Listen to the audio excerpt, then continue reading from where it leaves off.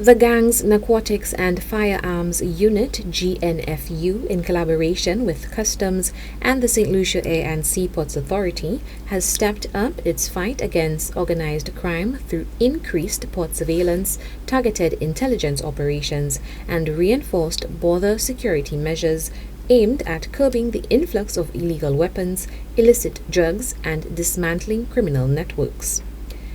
Inspector in charge of the GNFU, Shervon Matthieu, says this intelligence has led them to the involvement of several workers linked to the clearing of these items at the island's main port. Rather than protecting our ports, they are the ones facilitating the criminal element.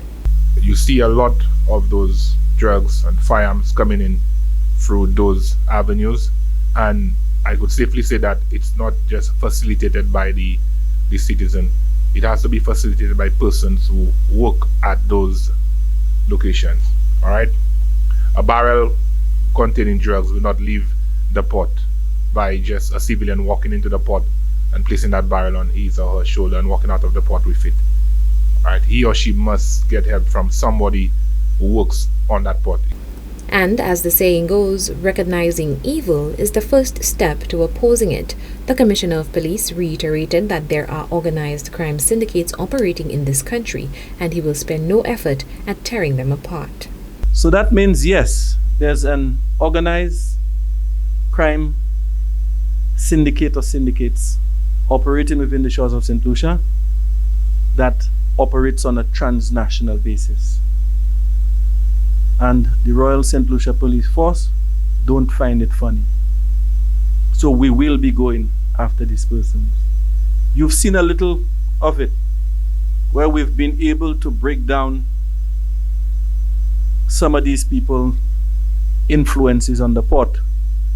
We'll continue to do that and do a lot more in the upcoming months. A great inconvenience would be to target the funding which facilitates these unsavory activities. Persons are utilizing tens and $20,000 to purchase, for example, arms and ammunition. So the Royal St. Lucia Police Force, Mr. Matthieu, will look at these people and we will deal with them against the forfeiture of assets legislation. Right now, we are going after the money. In recent weeks, multiple operations at the ports have resulted in the seizure of illegal firearms, drugs, and ammunitions, with several arrests.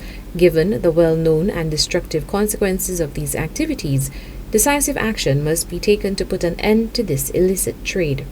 It's a well-oiled machine, and we as members of the Rsplf, and we're trying to do our best to see how much we could curb it, because it's causing a problem in our country as it relates to gun violence and drug sales.